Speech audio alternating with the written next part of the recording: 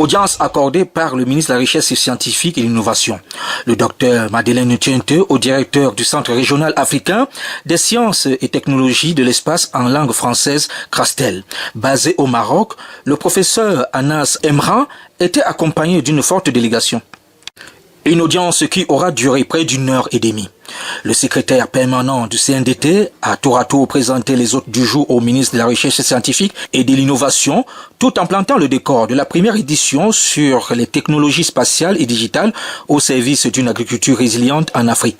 Ce pourquoi sont présents le directeur et la forte délégation qui l'accompagne.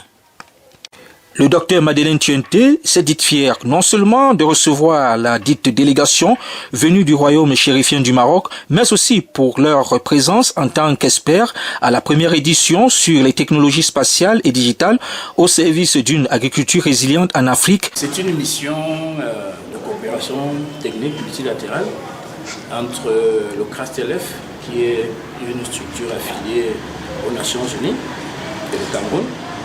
C'est une manifestation concrète des instructions du président de la République qui demande la promotion des technologies émergentes, notamment l'IA et tout ce qui est technologie spatiale.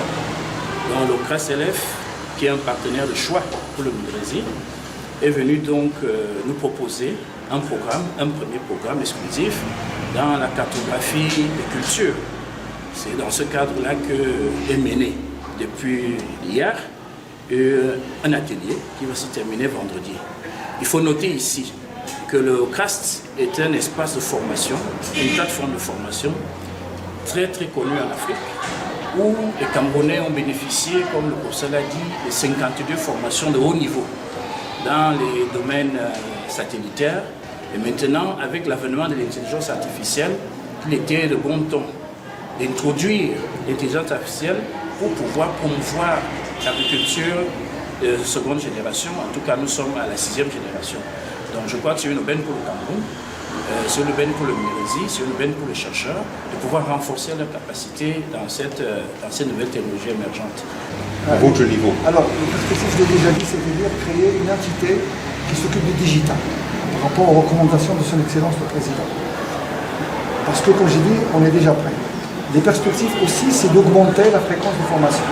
Donc, maintenant, avec les moyens de formation à distance, on peut multiplier l'effectif. Et ça, on n'en a pas assez, parce que, je ne vous cache pas, aujourd'hui, les données satellitaires, il existe, il y en a beaucoup.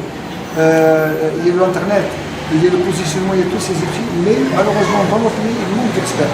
Et pour cela, je pense qu'il faudra aller dans ce sens-là, de former plus à distance, et donc il y a une question de encore mettre à jour cette formation par rapport à ceux qui ont déjà bénéficié de tout ce qui est maintenant le cloud, le big data, le machine learning, voilà, tout ça, ces technologies, on va l'introduire pour l'intelligence artificielle qui a bouleversé le monde.